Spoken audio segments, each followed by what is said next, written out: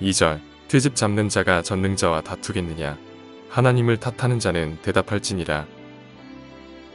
4절 보소서 나는 비쳐나오니 무엇이라 주께 대답하리이까? 손으로 내 입을 가릴 뿐이로소이다. 5절 내가 한번 말하였사온즉 다시는 더 대답하지 아니하겠나이다. 이제 조금 있으면 대학교들마다 학기말 시험이 있습니다. 그리고 학기말 시험을 치고 나면 학생들이 강의 평가를 하게 되죠. 여기 계신 우리 부모님들 세대에서는 과거에는 강의 평가라는 것이 없었습니다. 근데 이 강의 평가라는 것이 90년대 중반부터 시작되었거든요. 이 강의 평가는 한 학기 동안 이 강의가 어떠했는지, 그리고 이 강의의 수준이나 수업의 내용이 자신과 어느 정도 잘 부합했는지, 그리고 원래 학기 초에 교수님이 강의를 시작할 때에 그 강의에 대한 그 설명을 하시거든요. 강의 목표가 무엇이고 강의는 어떻게 진행된다, 이런 것들을 설명하시는 시간이 있습니다. 그렇게 내세웠던 그 강의 목표에 한 학기 동안 어느 정도 잘 건조되어져서 강의가 이루어졌는지, 이런 것들을 평가하는 것이 강의 평가제입니다. 원래 이 강의 평가제의 취지와 목적은 학생들로 하여금 자신이 듣는 강의에 좀 더 집중시켜서, 쉽게 말해서 열공할 수 있도록 그렇게 유도하는 것이 강의 평가제였죠. 그리고 질 높은 강의를 제공하기 위해서 그렇게 시작된 것이고요. 교수들로 하여금 좀 더 자극을 받아서 연구에 매진해가지고 그 연구에 매진한 그 결과물을 가지고 학생들을 잘 지도할 수 있도록 그런 취지와 목적이 있었다는 것이죠. 그리고 강의실 환경이나 대학의 여러 환경이 학생들에게 좀 더 좋은 그런 복지를 제공하기 위해서 이 강의 평가제가 시작되었다는 것입니다. 하지만 문제는요, 이때부터 교수들의 권위가, 선생님들의 권위가 땅에 떨어지기 시작했다는 것이 문제였습니다. 실제로 제가 다닐 때만 해도요, 제가 늦깎이 대학생이었는데요, 다닐 때만 해도 교수님들의 권위가 많이 떨어져 버렸어요. 학생들은 이 강의 평가제의 그 취지와 목적을 잘 이해하지 못하고 강의 평가가 아니라 오히려 교수님을 평가하는 것으로 오해하면서 평가를 시작하기 시작했습니다. 그래서 강의 평가제가 시작되고 난 이후부터 자기 성적에 대한 이의 신청이 건물을 타게 되었습니다. 그리고 교수들의 권위도 그때부터 땅에 떨어지게 되었다고 교수님들은 입을 모아서 말하기 시작했습니다. 완전히 주격이 전도된 현상이죠. 오늘 우리가 살아가는 이 삶의 현장에서도요, 인간과 하나님의 관계에서도요, 이런 일들이 빈번하게 일어납니다. 하나님께서 우리 인간에게 다른 피조물들과는 다르게, 그리고 특별하게 지으시고 구별되는 것으로 주신 선물이 있습니다. 그 선물이 뭐냐면 자유이성입니다. 우리는 자유의지라는 말은 들어보셨잖아요, 그죠? 하나님께서 자유의지라는 것도 주셨지만 자유이성이라는 것도 주셨어요. 다른 동물들에게는 자유이성이라는 것을 주지 않으셨습니다. 하지만 인간에게는 자유이성을 주셔서 혼자 충분히 숙고하고 생각하고 판단할 수 있도록 하나님께서 다른 피조물들에게는 주지 않은 사람에게만 특별하게 주신 선물이었습니다.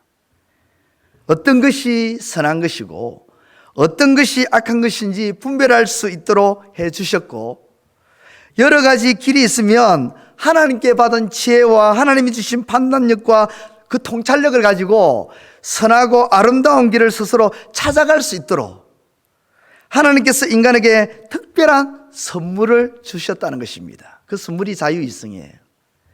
하지만 사람들이 이 자유이성을 잘못 이용하고 잘못 사용해서 하나님의 존재를 의심하기 시작했습니다. 하나님이 하시는 모든 일에 부정하기 시작했고 급기야는 하나님의 존재 자체를 부정하게 이르게 되었습니다.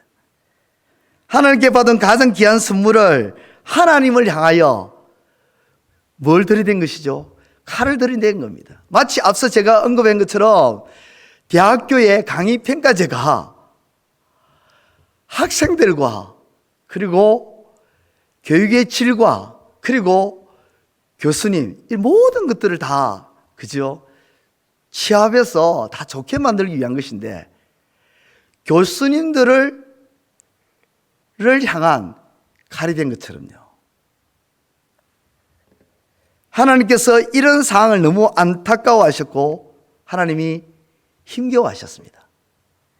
우리 인간이 하나님에 대해서 우리를 창조하신 창조주에 대해서 피조물인 인간이 하나님께 받은 선물을 거꾸로 하나님을 판단하는 도구로 사용한 것입니다. 하나님께서 주신 이 자유로운 이성을 가지고 하나님을 판단한다는 거예요. 오늘 하나님께서 욥과 욥의 친구들에게 나타나셔서 하신 말씀에 하나님은 이런 선함과 이런 문제에 대해서 엄정한 어조로 욥과 욥의 친구들을 나무라고 있습니다. 욥과 욥의 친구들이 대화하는 가운데 하나님이 하신 모든 일에 대해서 어떻게 하나님이 나에게 이런 일들을 행할 수 있느냐, 하나님이 하신 모든 일에 대해서 불평과 원망을 쏟아냈습니다. 하나님께 받은 훌륭하고 아름다운 너무도 좋은 그 자유로운 이성을 가지고 하나님의 창조의 섭리 자체를 부정하는 그런 말들을 서스럼없이 뱉어내기 때문이었죠. 하나님이 욥에게 질문하십니다. 2절에 보면 우리 2절 같이 한번 읽어볼까요? 2절요. 시작. 터집 잡는 자가 전능자와 다투겠느냐? 하나님을 탓하는 자는 대답할지니라. 하나님이 이렇게 표현하십니다. 터집 잡는 자, 하나님을 탓하는 자. 터집 잡는 자, 하나님을 탓하는 자라는 하나님의 이 어조에서, 이 말씀에서 불편함을 읽을 수 있죠. 하나님이 하신 일을 터집을 잡고 하나님께서 하신 일에 대해서 불평을 하는 자, 하나님께 받은 아름다운 그 자유이성으로 하나님이 하신 모든 일을 사사건건 터집 잡고 하나님의 사역 자체에 대해서 불평과 불만을 가지는 자, 이제 네가 한번 대답 한번 해봐라. 하나님께서 지금 그렇게 질문을 탁 던지시는 거예요.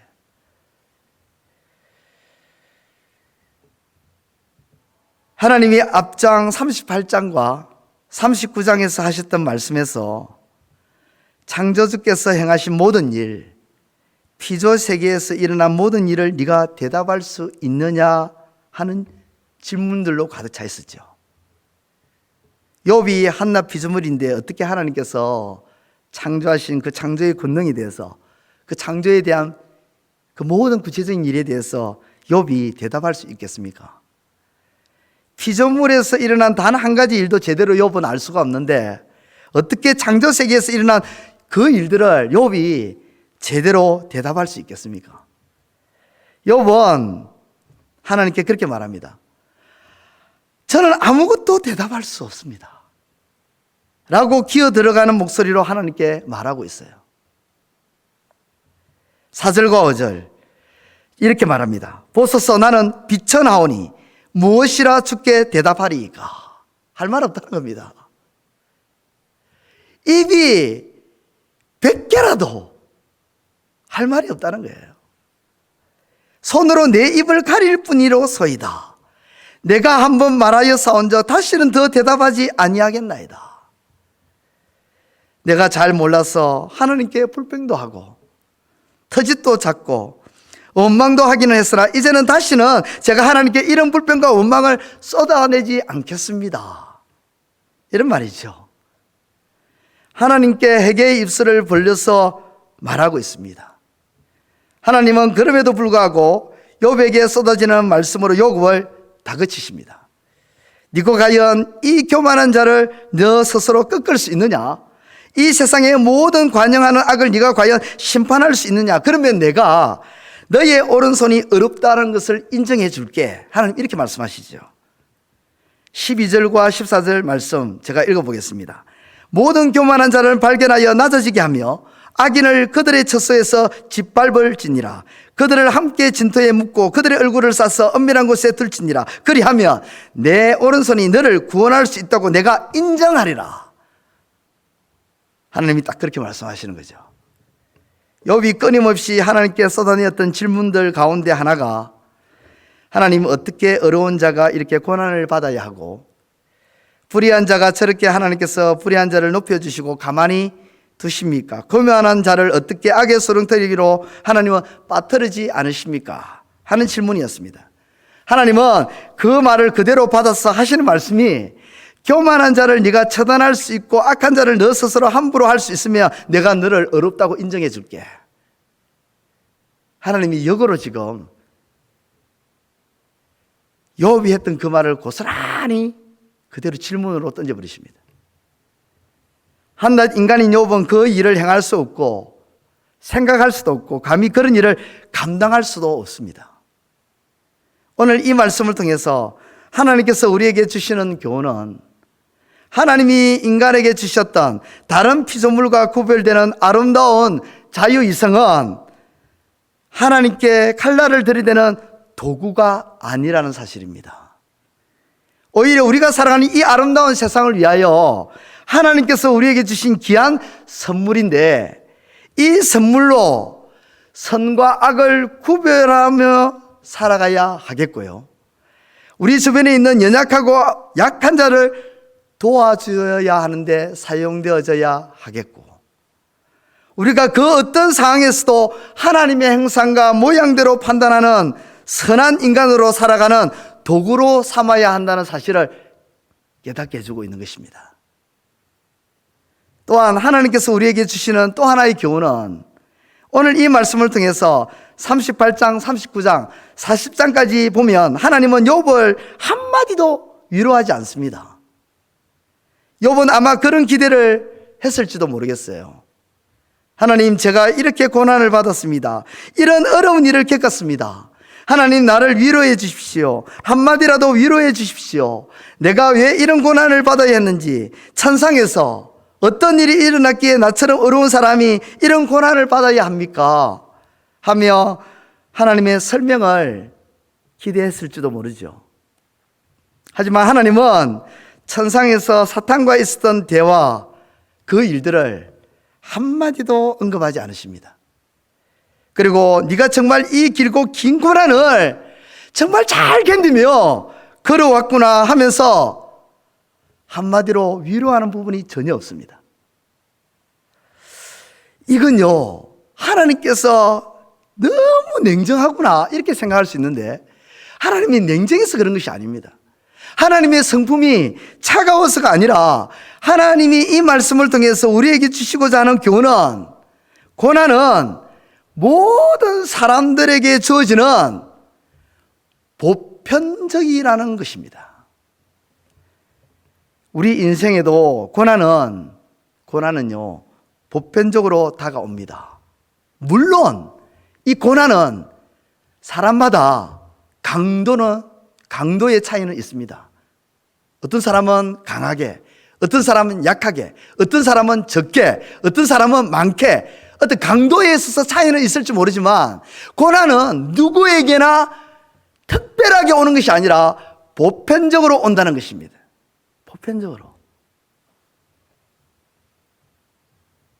보편적으로 다가오는 고난.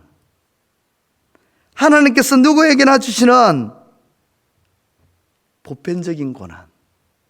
그 고난은 그냥 보편적인 고난으로 끝나는 것이 아니라 감춰진 하나님의 선물이라는 거예요. 그래서 시편 기자도 이렇게 말하잖아요. 내가 고난 속에서 주의 윤례를 배웠고 내게 유익이라. 그렇기 때문에 하나님께서요, 고난받는 욥을 위로하지 않는 거예요. 오히려 고난을 통해서 욥은 어떻게 됐습니까? 하나님과 대화를 하게 되었습니다. 그리고 고난을 통해서 자기 인생을 더 진지하게 돌아볼 수 있게 되었고요.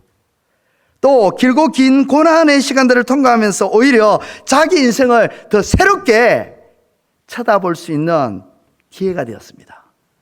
그러므로 모든 사람에게 있어서 고난은 보편적인 것이지 욥에게만 특별한 것이 아니었습니다. 물론 욥과 우리의 고난을 비교해 보면 욥은 엄청난 고난을 받았습니다. 우리보다 훨씬 강도가 심한 고난을 받은 것은 분명합니다. 그러나 욥이 받은 고난이나 오늘 저와 여러분들이 받는 고난이나 강도의 차이는 있지만 어떻다고요? 특별한 것이 아니라 보편적인 것이다.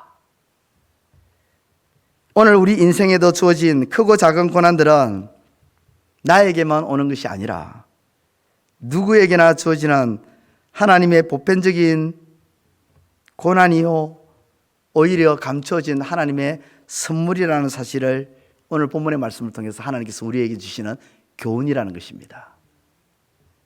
오늘 하루 주어진 이 하루의 삶을 살아가시면서 하나님이 우리에게 주셨던 귀한 선물, 자유로운 그 이성을 가지고 선과 악을 잘 분별하시고 또 삶의 현장 속에서 이런 일 저런 일을 경험할 때마다 하나님이 주신 이 자유로운 이성을 가지고 무엇보다 우리 주 예수 그리스도를 통하여 이 자유로운 이성이 온전히 회복되어졌잖아요. 그 자유로운 이성을 가지고 그 사항을, 그 행편을 제대로 판단하시고 통찰력을 가지시고 우리보다 연약한 자들, 약한 자들을 도와주는 그런 일에 사용하시는 저와 여러분들 될 뿐만 아니라 저와 여러분들에게 주어지는 그 고난이 특별한 것이 아니라 누구에게나 맡게 되는 보편적이라는 것을 기억하시고 하나님의 백성들로 아름답게 살아가시는 저와 여러분들의 삶이 되시기를 우리 주님의 이름으로 축원드립니다. 기도드리겠습니다. 하나님. 이제 오늘 받은 말씀으로 함께 기도하겠습니다. 하나님이 주신 자유의성의 귀한 선물을 가지고 선악을 분별하며 연약한 자를 도와주고 하나님의 형상으로 판단하는 선한 도구가 되게 하소서. 고난은 저마다 강도의 차이는 있어도 보편적 고난이지 특별한 고난이 아님을 알고 고난 속에 감추어진 하나님의 선물을 바라보게 하소서. 함께 기도하겠습니다.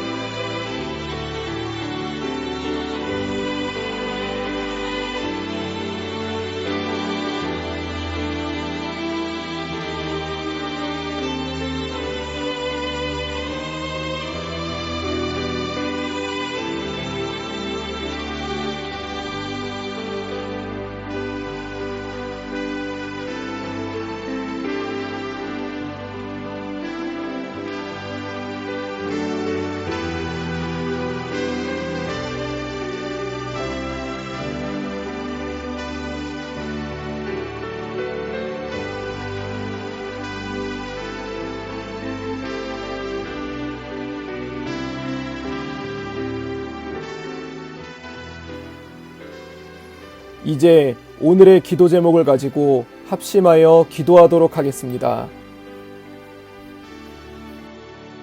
첫 번째 기도 제목입니다. 6월에 있을 부모 교육 세미나를 위해 기도합니다. 많은 성도들이 이 자리에 함께하여 주옵소서. 코로나로 인해 나 자신이나 가정이나 모든 부분에서 신앙이 흔들리는 이때에 부모 교육 세미나를 통해 영적 회복이 임하게 하옵소서. 모든 성도들의 발걸음을 인도하소서. 함께 기도하겠습니다.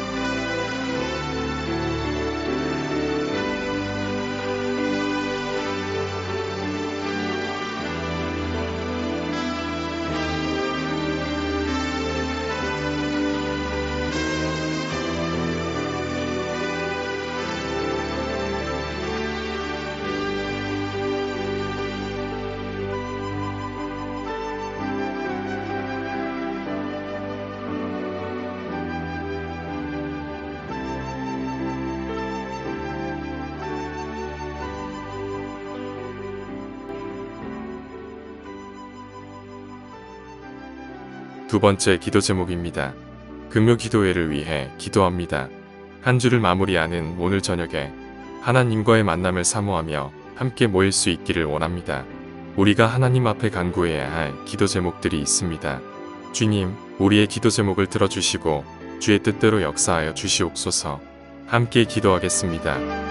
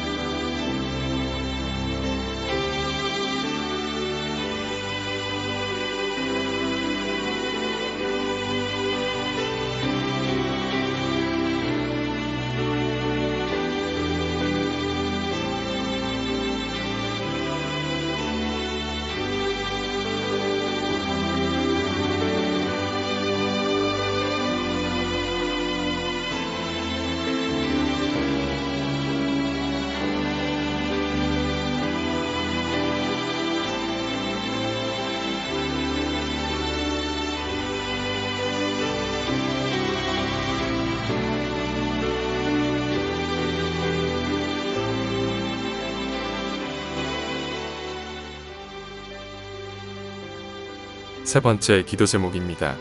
국가를 위해 기도합니다. 성경적이지 않은 법안들이 이 나라에 세워지지 않게 하여 주시옵소서. 차별금지법과 같이 하나님의 질서를 깨뜨리는 법으로 인해 국가와 국민들 안에 문제가 생기지 않게 해주시고 국가 위정자들이 하나님의 통치를 기억하며 나아가게 하여 주옵소서. 함께 기도하겠습니다.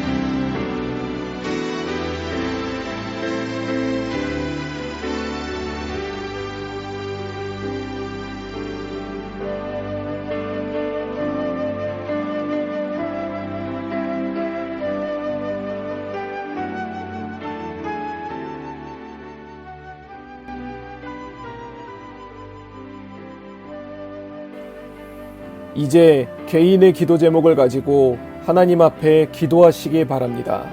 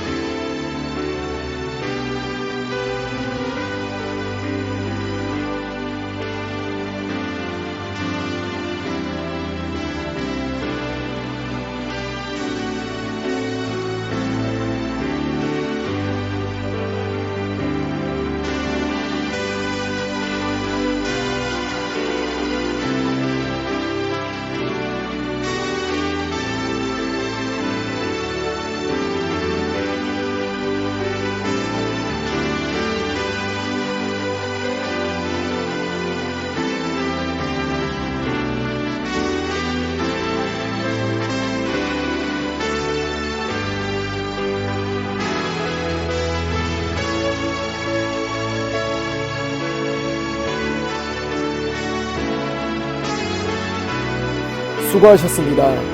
오늘도 하나님의 인도하심 가운데 승리의 하루를 보내시는 우리 재건부평교회 모든 성도님들이 되시기를 주님의 이름으로 축복합니다.